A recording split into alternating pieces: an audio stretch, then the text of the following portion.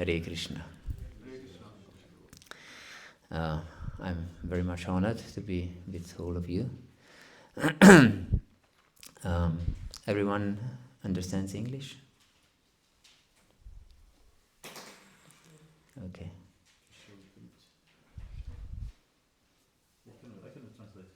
Okay. So we'll discuss raising children in Krishna consciousness. I think this topic is extremely important because we can see many times that many children of devotees don't become devotees themselves. And sometimes even happens that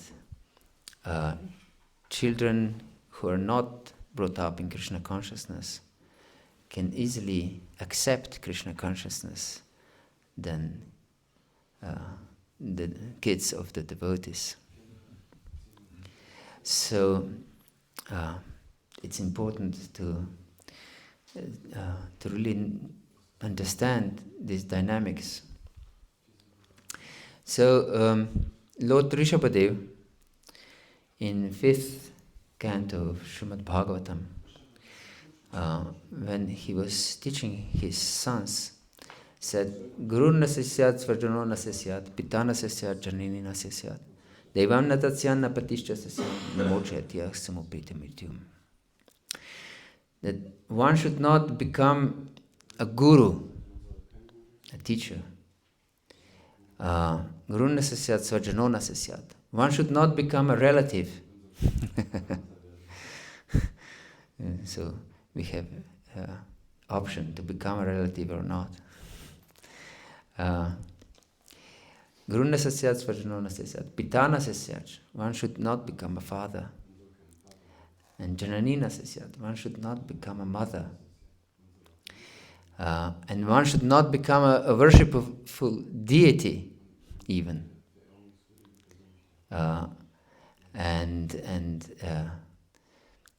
Devam natasyan napatischa sasyan. And one should not become a husband if one is not able to deliver those who are dependent on him from repeated births and deaths. Yes, so everyone who has some dependent in his life has extreme responsibility to deliver them. Otherwise, the Lord himself says that one should not become anything of this. So we should not also put the deities that are not able to deliver us on the altar. So, because we can see in Hindu society there are many deities on the altar also that are not able to deliver their dependents from repeated births and deaths. So we as parents or even friends or relatives have this extreme responsibility to deliver those who are dependent on us. So most important in Kali Yuga, as we know, is to chant the holy name. Harir Nama, Harir Nama, Harir Namaiva Kevalam. Kalo nastiva, nastiva, nastiva katiranata. There is no other way than chanting of the holy names, chanting of the holy names, and chanting of the holy names. Yes, and this verse is extremely interesting because it repeats 3 times, 2 times, 3 times. Harir Nama, Harir Nama, Harir Nama. And it stresses with Eva Kevalam. Eva means certainly, and it's a strong word that supports something very strongly. And Kevalam means only. Certainly and only. Harir Nama, Harir Nama, Harir Nama. The holy name of the Lord, holy name of the Lord, the holy name of the Lord. Yes. And Kalo, this in the age of Kali, which is the age of quarrel and hypocrisy. Kalo nasti eva. Asti means there is, and nasti, there is not.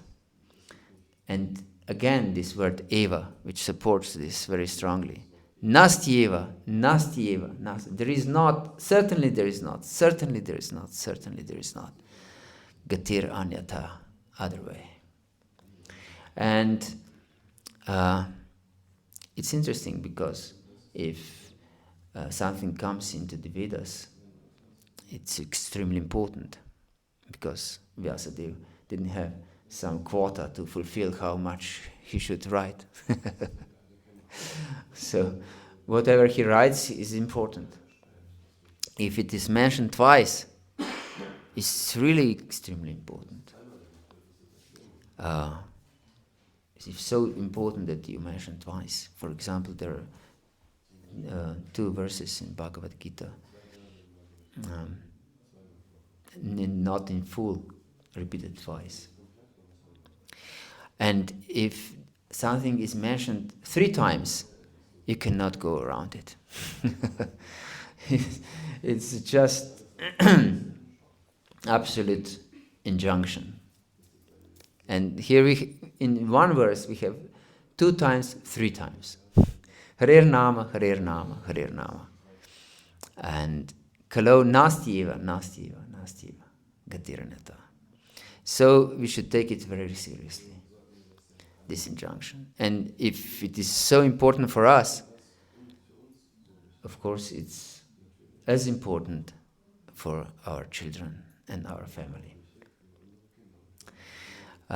So, Hare Krishna. It's confirmed. So, what do you think when we should start to teach our children chanting of the holy name? When they can speak. Okay, thank you. Any other idea? In the womb? Okay, thank you. Anything else?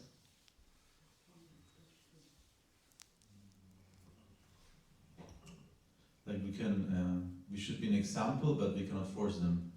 Okay. This is not exactly the answer when. So, but how? To your example. Okay. Yes, please.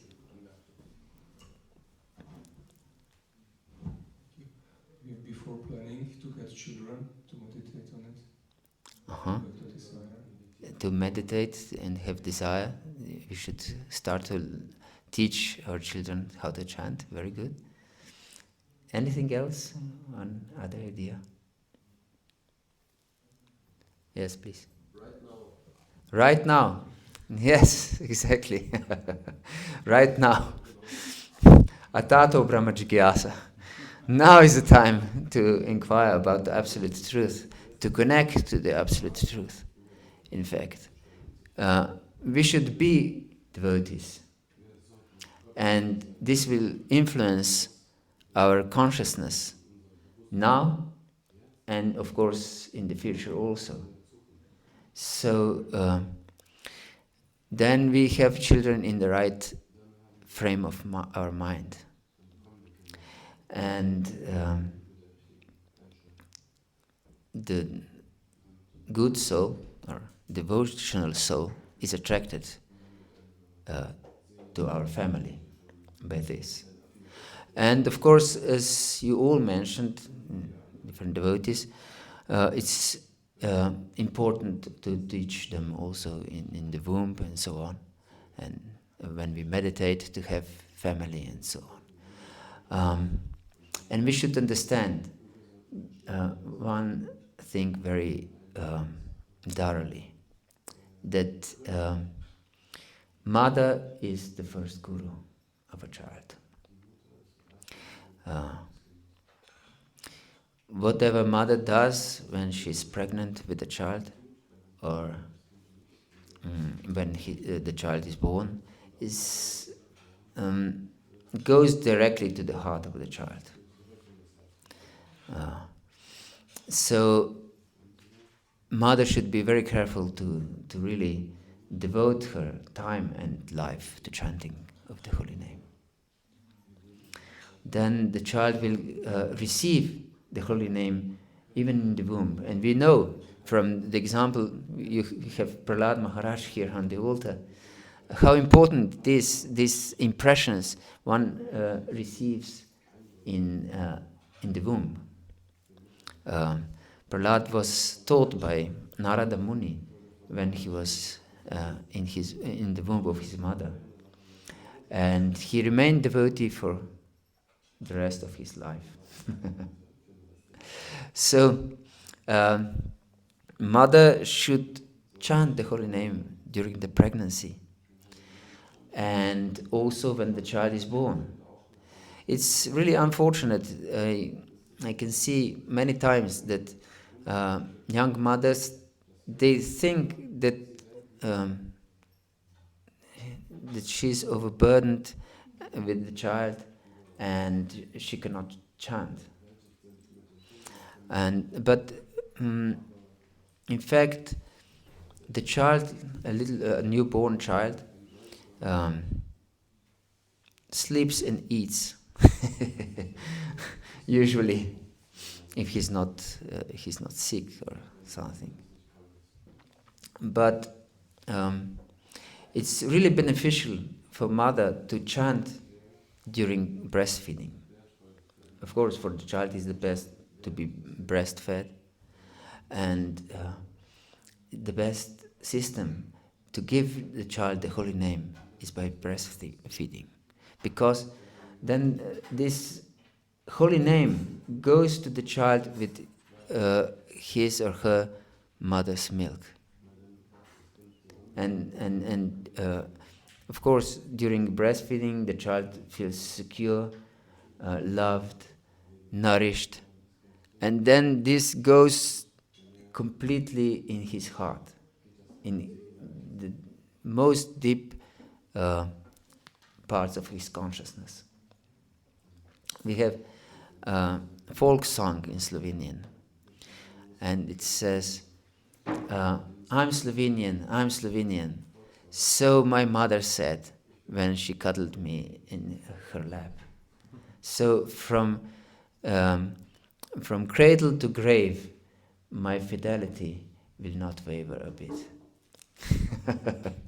So we can see how deep this goes, whatever our mother says or does when we are a little child. Much deeper than our philosophy, that we can explain philosophy. This is just part of our existence. So if mother chants her holy names very diligently and with all her heart, then this is the utmost service for her child ever possible. Yes. You have any question? Yes, of course. Please feel free to ask any questions. Don't be shy. Just sort of privately, many mothers have come to me to say that they've either completely stopped chanting or don't chant anymore. There's a few that I work with the community to try, but really it's like, for me it was a surprise, but how big of a problem it is. And I'm not just talking here, but visiting mangas or from other temples also. Shishini Singh Prahlad Nisingha ki jai. In fact, I was in one temple for a couple of years ago and I had the bead bag in my hand and a mother approached me and said, aha, you chant. And I was like, I didn't know if it was a trick question, you know, but she was really like, aha, I don't manage at all. I try the children, which I often as too time-consuming or in need or whatever, and they stop. So, just would be good to also have some tips on how to encourage them without them feeling overwhelmed with it, sort of without feeling pushed. Yes. My wife, she was breastfeeding and chanting at the same time. And even the child wakes up during the night and so on. And she just had the child at her breast and chanting also. Or if they were sleeping during this breastfeeding. But the point is, when the mother is not sleeping during breastfeeding, she can chant, even without japamala. It's recommended to have a japamala, but even if she doesn't count her rounds, she should chant. Understand my point? So yes, the mother should chant, because this goes extremely deep to the child, directly to his heart or her heart. Yes. So chanting is really important, and because then the child will connect the sound of the holy name with nourishment, with love, with security, with pleasing environment, and this will stay with the child forever, till the last breath, most positively, without any doubt. So it's really important. And then when the child is a little bit independent, that means he can crawl around or something, then it should be introduced chanting, of course not by some injunction. You said, now you should sit and chant. No way. Because we many times hear that the child can, till the age of 5, he can do anything. Have you heard something like this? And then no karma. They don't accumulate karma. Yes. And the child should be allowed to do anything. Have you heard like this? Yes. And after the age of 5, we should discipline the child. This will not work. So the child, of course, this system that you don't force the child to do anything is still valid, but we should know what does it mean. That means that the child can play, but when he or she wanted to do some nonsense, the child should be stopped. No, you shouldn't do this. They understand, they're quite intelligent beings, they're not stupid. So they understand, you shouldn't do this, you shouldn't do that. Yes, this is okay, or something like this. They understand this, but we don't force them to sit and learn something or chant or anything like this. But this doesn't mean that we don't teach them, because we teach them how to eat, we teach them how to walk, we teach them everything. And they're growing up with all the time learning something. They imbibe everything. And that means, of course, learning. And so we should also teach them how to chant. And that means that when a child is crawling around, we don't wake them before 4 o'clock in the morning, so now it's time for chanting. But no, when the child wakes up and it's the japa time, for the family. It's really important that the family chants together. First, the impression will be there that everyone in the family does this, chanting. And when the child crawls around, the parent or mother should take a child in her lap, or his lap is the father, and chants, and says to the child, now we chant japa. And start to chanting in his ears. Hare Krishna, Krishna Krishna, Hare Hare, Hare Rama, Rama Rama, Hare Hare. And the child feels very pleasant sensation. Now yes, it's something mysterious and pleasing, because the child hears the holy name many times from mother, and now he's chanting in the lap of his or her parent, father or mother. And when the child has enough, he can go and play on.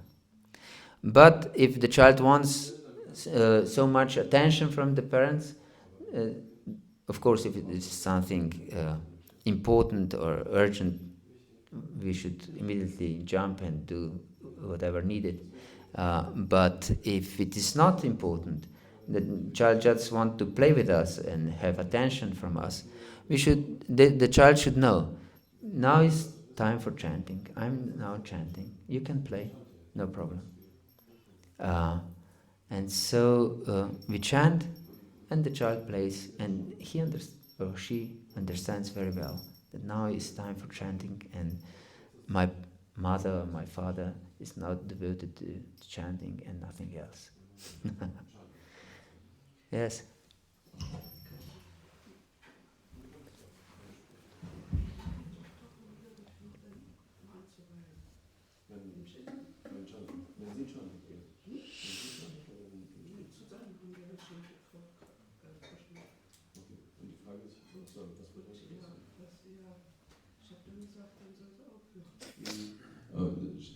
Mataji is telling that her granddaughter, when they were sitting together to chant japa, she would always start crying.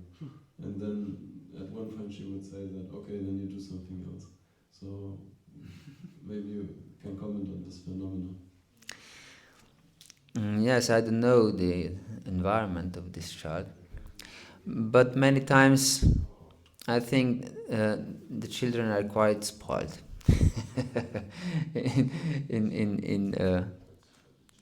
Sorry? I didn't understand That they're over cared for, the children. And so then they, how to say, they want to force their parents to do something, what they want at that particular moment. But children should know that the parents are in charge. That, he's not in charge. He's not more powerful than his or her parents. Because if the child feels that he can have his or her parent, that he's more powerful, parents do everything that he wants or she wants, then he will not feel secure. Because he's more powerful than his protector or her protector. So it's important to be in charge, that the child should know.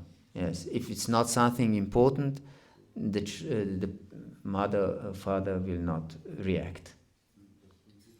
Yes, yes, please.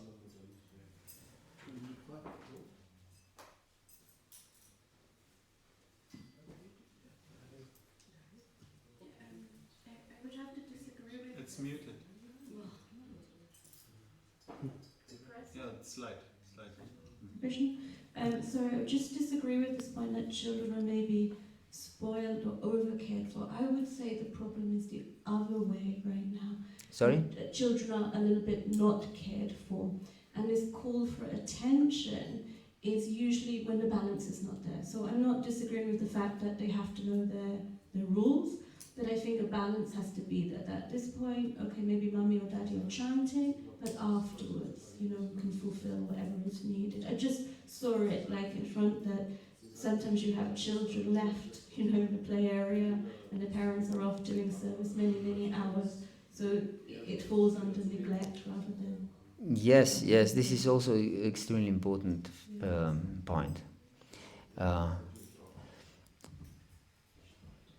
No, never we should neglect our children. And the modern times, it's true, there are many times neglected children. And then, of course, they want attention more than it's normal. And this is the consequence because mothers are taught to pursue some other goals in her life, in their lives, to pursue some business career, or whatever. If she's helping in the temple, that she should do many temple services, and then many times children are really neglected, not over cared for, and then when they have time, they spoil the child to compensate their neglect, in fact. And this is really not healthy combination. And so I really recommend, really from my heart, that mother should stay at home. Home without a mother is like a crematorium. Really, it's just cold house. And if children don't have mothers at home, they're just on their own, and they do many nonsense, and they don't feel love, in fact, and they don't feel careful. And then, of course, they want attention, much more than is healthy. Yes, thank you for this comment. It's really important. Yes, many times mothers are absent. They shouldn't be. They should, and the children should always have their mothers. Yes. So this is how we teach our children chanting. That we take them in our lap and chant together, and when the children have enough, they can go and play. But they should know that now is the time for chanting for whole family, and those who are older, they chant. And besides chanting, it's also important to base our life on spiritual life and spirituality. It's not just self-evident that we are devotees. We should frame our life around spiritual life. So I think it is really important to have programs together, spiritual programs together. It is said, the family that prays together stays together, and the family that sings together clings together, and the family that dances together advances together. So we should do our spiritual programs together, because I have seen many times that, for example, father is worshipping a Shalagram Shila, and no one is engaged also in deity worship. He does his puja alone, and the children are just observers, or even if it's early in the morning, they don't even observe this. But the family should have programs together. It's really beneficial. Mangalarati, of course, is extremely important program. The most important program, as Prabhupada also says.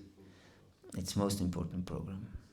If one doesn't get up for Mangalarati, Prabhupada said she should fast this day. So it's really important program. Because the morning is in the mode of goodness, and this day starts with glorifying the Lord. So if we can have Mangalarati together, is really important. Of course, you are living in around the temple, so even if children go to Mangalarati in the temple, is very good also. Even if they sleep during Mangalarati in their mother's or father's lap, it's better than they don't go to Mangalarati. But if we don't go to Mangalarati in the temple, we should have Mangalarati at home. It can be, of course, later. Doesn't need to be at 4:30. But we should start the day by glorifying the Lord together. Besides chanting, these are singing together for the pleasure of the Lord. Yes? I was just wondering, starting which age is it actually healthy for a child to wake up at 4 a.m.? Immediately. When he's born. Because, of course, if he's not sick or something. But this should become a habit. We go to Mangalarati, this is our habit. We do this like this every day, without exception. So, of course, we don't wake up children if they fall asleep during Mangalarati. Usually, if their children are small, they are in the lap of their parents. So, this is okay. But this habit then is ingrained in their consciousness as we go to Mangalarati every day. And it's also beneficial to have Gaura Arati together in the evening when the day ends, that we also have together the program together. Yes. And also other things that we read together with children. Because children are very intelligent, they can hear even Srimad Bhagavatam without any problem, really. And they can play together during this hearing of Srimad Bhagavatam. For example, my wife was reading Srimad Bhagavatam with our daughter. And she really liked the idea that the sages of Naimisharanya gathered together and were hearing Srimad Bhagavatam from Sutta Goswami. And she collected all the toys in the house, and for her these toys represented the sages from Naimisharanya. And they came together on one spot. And all of these animals and different toys, they were hearing Srimad Bhagavatam. So, hearing Srimad Bhagavatam then becomes a play and a part of everyday's life.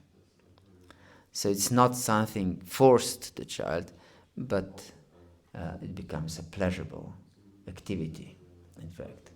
And Srimad Bhagavatam is full of different interesting stories, of course.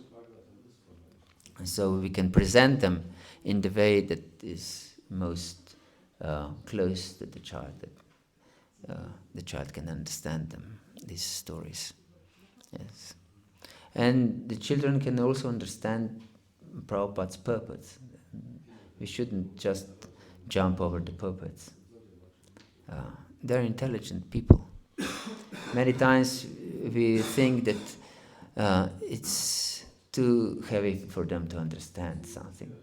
But if we discuss them in their early childhood, everything they will understand.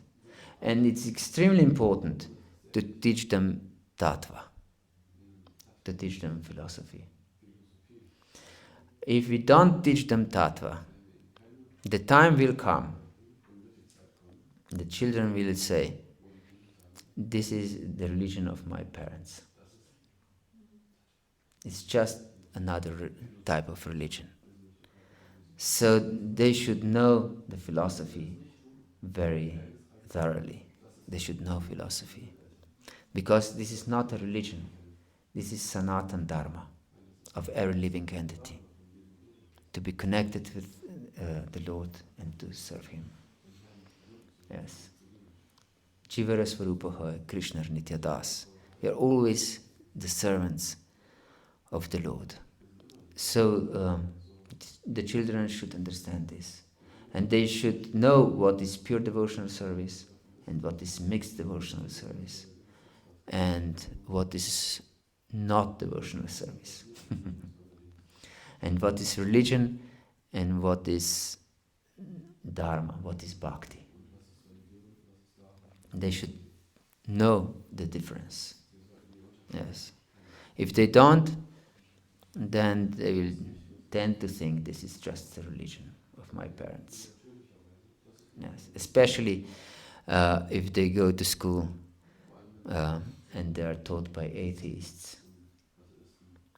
And as far as I know, if maybe I'm wrong, you cannot homeschool here in Germany. Your children. It's forbidden. Yes, this is really pity. In Slovenia, this is possible and it's really beneficial if we can homeschool our children. So, as I said, we discussed now Kaumara part of the children's life. There are 3 or 4, we can say, divisions of one's growing up. First is Kaumara, and Shastras explained it's from 0 to 5. And then is Boganda, and it's from 5 to 10. And then is Kaishora, from 10 to 15. And then is Yavana, young age. And it's explained that somewhere that Yavana lasts till 45. till the age of 45, the man is young. And after 45 till 60, it's the middle age. And after this is old age. So we'll discuss Kaumara age and Boganda and Kaishora, and we'll say something about Nava Yovana, just turning to be a young man or woman. So, yes. So if I resume, first we should be devotees ourselves, really strict devotees, because if we are not strict devotees, children are intelligent. They know what you really believe in. If you're catching your rounds all day long, they won't take to chanting. Because we are all Anandamayobhyasat. We are the living entities of pleasure. Every living entity is a pleasure-seeking being and wants to be happy. This is natural. We all want to be happy. We want to be blissful, not just happy. And if the child sees that chanting of the holy name is a burden for his parent, he or she definitely doesn't want to be burdened. And so he will not take or she will not take to the chanting of the holy name. In fact, it will be repelled from chanting the holy name. So the child should see, yes, my father, my mother believes in chanting, and that it's completely devoted to chanting. That means never scrolls on the phone during chanting, or do anything else during chanting. I don't know, cooking or ironing or reading newspaper or watching TV. Yes. But the most dangerous distractor from chanting is our phone. So when we chant, we should take time and really chant. And we should switch off the phone and put it in another room, not to be tempted by it. Yes.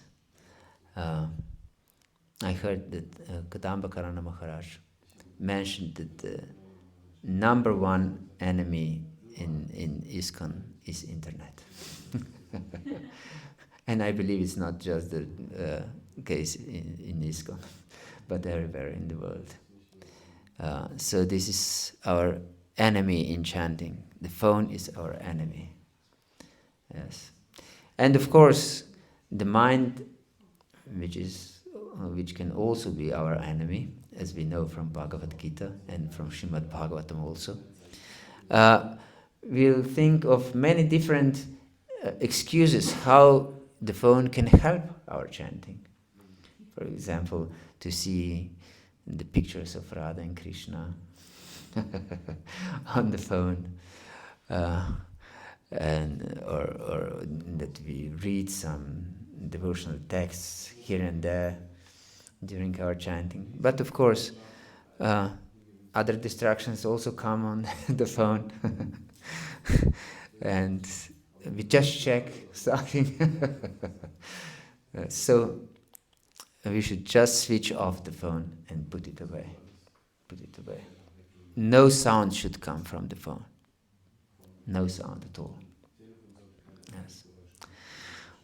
So the children should see that we are really focused on our goal to please Guru and Krishna, and to chant with complete attention. And if they see that we are like this, they will understand, yes, chanting is important. Chanting is important. My father, my mother believes in chanting. Yes. So, yes, if you don't chant really seriously, they will not take to it. Yes. Or they will emulate our chanting, so they will not chant really carefully. They're just walking around with japamala, and no effect will be there. Yes. So we should be really strict to ourselves, more than to any other person. We should be strict to ourselves first. And then everyone around will understand, yes, you believe in the holy name. You believe in the process of devotional service. Okay? Is there any questions or discussion? Yes, thank you.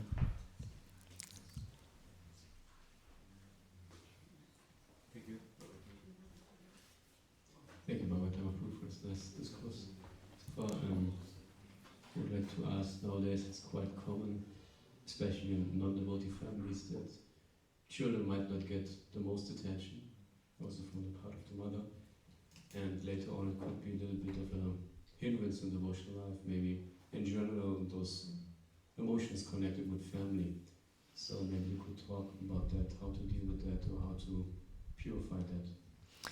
Yes, we discussed a little bit of this already, that children are neglected many times, and when they are together they want to compensate, and they give too much material things to children and do everything they want, and this is not healthy for a child's development, emotional or spiritual.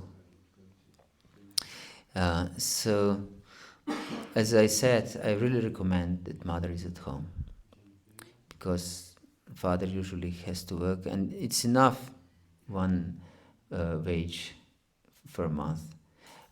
Last year, here in Simhachalam, I had a seminar of Jayadvaita Maharaj, and he said one really important thing, that Krishna conscious family should have the expenses as close to zero as possible.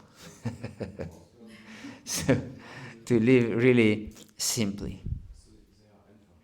If we live simply, that we are much more peaceful in our life, and we don't have different credits that we should pay off, and everyone is satisfied. Children who have many toys, but they don't have their mothers at home, they're frustrated. They just break these toys in frustration. But even if there is just one toy, or they can play with branches of the trees, they're really satisfied if they feel they're loved, they're cared for, and the mother is there. For example, Nitai was asked to sing in the choir in the secondary school.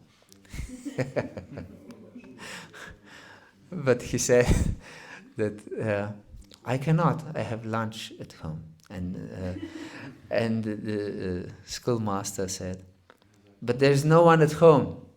And he said, no, my mother is at home. And then he was without arguments anymore. So yes, mother should be at home and take emotional and bodily and spiritual care of the whole family.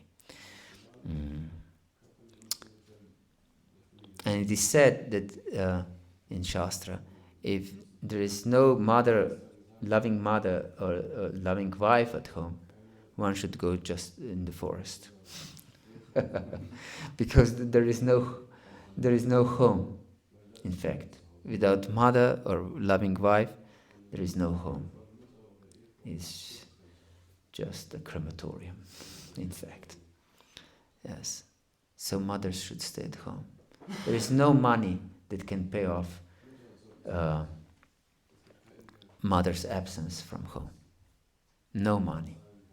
Millions of dollars or euros are just waste of human life if there is no mother at home. Yes. Hare Krishna. Yes, please. Okay. So thank you for this answer. My question was more connected to when one is already practicing devotional service and is already grown up and might have had some bad experience, so to say, or less attention in childhood, and then those emotions come up in the devotional practice. how to then deal with it, what to then do. How to practice when we are already grown up? Yeah, when this happened in the past, that we might have been neglected in the past, less attention, Uh-huh. and there's so many emotions we carry in devotional service, and how to deal then with it. Many of us, we have this experience to be neglected in our childhood. For example, when I was 3 months old, my mother put me in the kindergarten. This was usual. She wasn't some exception. This was a standard in those years for children to be put in the kindergarten after 3 months. Mothers had 3 months of maternity leave only. And so, of course, and when I remember when I was 5 years old or something, I hated kindergarten. And the kindergarten was just 30 meters away from my home, extremely close. And once I escaped from the kindergarten, and I ran, we lived in a block, and I ran to our flat, and I was ringing on the door. Mother, open the door, and I was banging on the door, and no one was there to open me. And then this teacher called me and dragged me back to the kindergarten. It's really traumatic experience. But of course, we should understand if we have such experiences in our life. We should understand logically what is beneficial and what is not. I admired Srila Prabhupada's books because they were so logical, so scientific. I was living in a scientific family, and I accepted Prabhupada's philosophy because Prabhupada always emphasized that this is not faith, this is spiritual science. This is spiritual science. And everything he explained was really scientifically explained. This is a process, and if you follow the process, you attain this and this. So then we should study Prabhupada's books really thoroughly and understand our philosophy, and by this intellectual understanding we can approach also then deeper emotional parts of spirituality. If we are deprived of love and attention in our childhood. But I was brought up in a Christian family, so these Christian prayers went deep in my heart.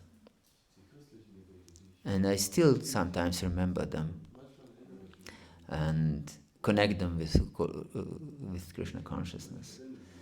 And they're really part of my existence, in fact. Yes. So, if we don't have this experience, deep spiritual experience in our earliest childhood, then we should just intellectually approach. Yes. You wanted to ask something? Krishna, thank you. I would like to ask you, maybe you can speak a little bit to this topic, to my question, how to deal with children in the temple area, or even maybe when they don't behave nicely or not proper, or when they are loud, or what are the nice rules, or what is the good behavior for parents or for children, and also maybe for guests who are there, and give them a good example that they don't disturb, or maybe the brahmacharis who are living in a temple. Maybe you can please say something to that. Yes. It's not behaving properly stems many times from this idea that children can do anything till the age of 5. But as I said earlier, the children should understand what is right and what is not. And this is primarily the duty of the father, to establish order for the children. And the children should know, we shouldn't jump over the people or or do nonsense and running here and there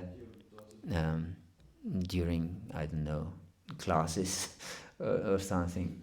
They should know this, and especially father should teach them not to do this. And if they're in their mother's lap and if they do some noises during classes, for example, mother should just take them out, not to disturb all other devotees. She can listen outside or whatever. But yes, the children should be taught not to disturb everyone.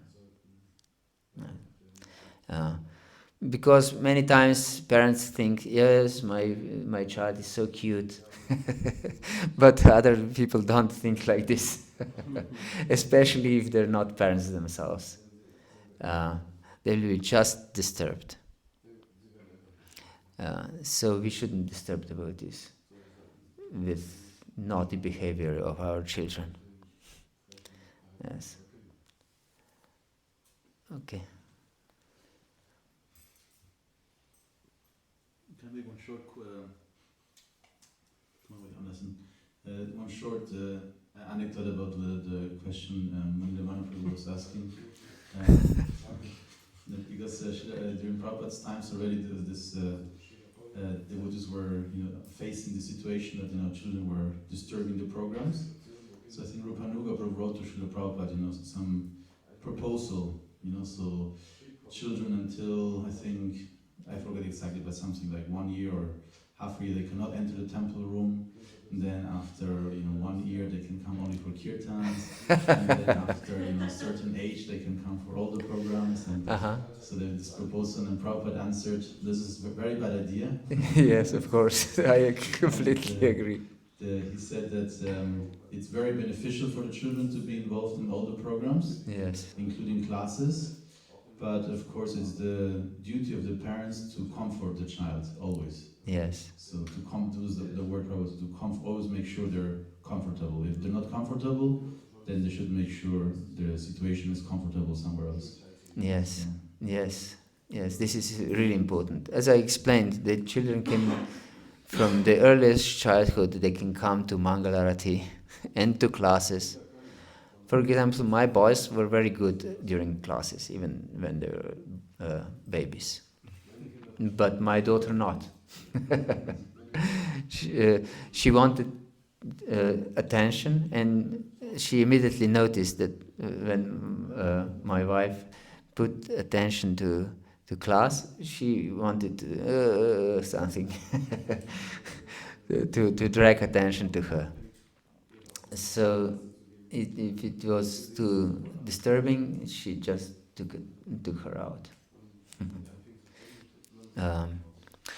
And then when they were, 7 years old, they were listening to classes with me, boys.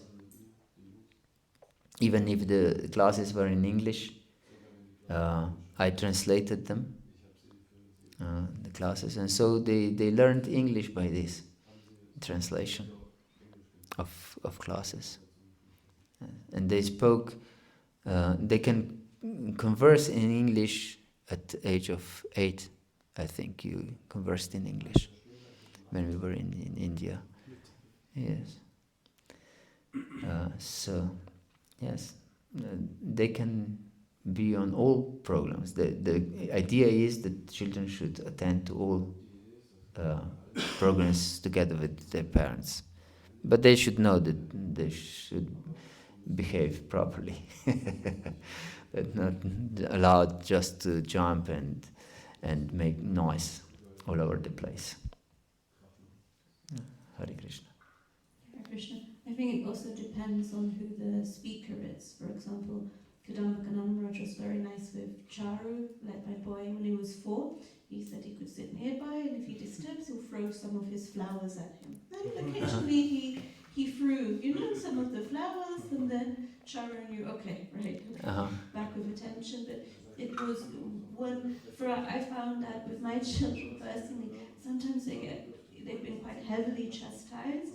So I think the first thing is, if the child is disturbing, for me personally, it's much better if that person, brahmachari or otherwise, comes to the adult and say, okay, the child is causing a disturbance, can you deal with it? Because, it's all your child and someone goes, stop it now, and they literally, are a bit traumatized from that experience. So it's things about a balance up of how.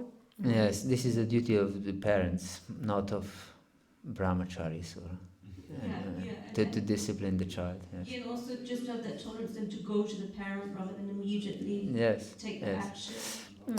One thing is really important, I think, and this is that brahmacharis are friends to the boys, not to girls, of course,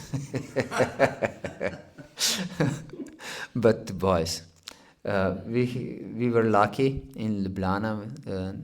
Our family was around this temple in Ljubljana. There were many brahmacharis at the time at the temple, and they were really friendly. They were friends. They were like one band together. And one thing is really good for children to have some summer vacational program. All families, or even brahmacharis together. For example, we had Padayatra, and we still have every year. Especially during the time we had an ox who dragged the chariot around. This was the best, and it was huge ox, really huge ox. Nitai wanted to lead this ox, and he was allowed to lead it, but we can see in the pictures the head of this ox was as big as Nitai. So yes, and all children enjoyed this Padayatra program, and this is some spiritual adventure, and it's really good if it's possible to have such spiritual adventure. And there is Padayatra in Czech Republic with oxen, I believe. So if anyone has this opportunity to go with their families to such a program, is really beneficial. Yes. And because it's fun. And yes, this is important. I didn't mention this, but it's really important. Not to have fun outside of Krishna consciousness with children. Then they will connect. Fun is outside. Here is just boring, and fun is outside. Yes. So no pleasure parks or I don't know what. Fun should be here at the temple with devotees. Yes. So it's really beneficial if the brahmacharis are friends to boys. Yes. And if there are matajis, other matajis, they should be friends to girls. Yes. That's really important, because I found my children really get nourished when they have this positive experience. I mean, they learn their habits too, like my boys when they come from Mangalati, so I'm very encouraging Sankirtan devotees, show them to run around Tulasi. So now they think they should run around Tulasi. So, it's something that... My question was that you spoke a lot about the mother's role. Could you speak a little bit more about the Father's role. father's role? Yes, because we spoke about mother's role because we discussed Kaumara period of life. Then in Boganda, then comes the father's role more obviously. Of course, as I mentioned, the parents shouldn't allow children to make noise and disturbance among devotees, and this is of course especially father's duty. But we'll stress this more tomorrow, the father's role. Okay, we went a little bit over time. So thank you very much for your attention. Srila Prabhupada ki jai, Gaura Bhakta Vrinda ki jai, Nitai Gaur Premanande.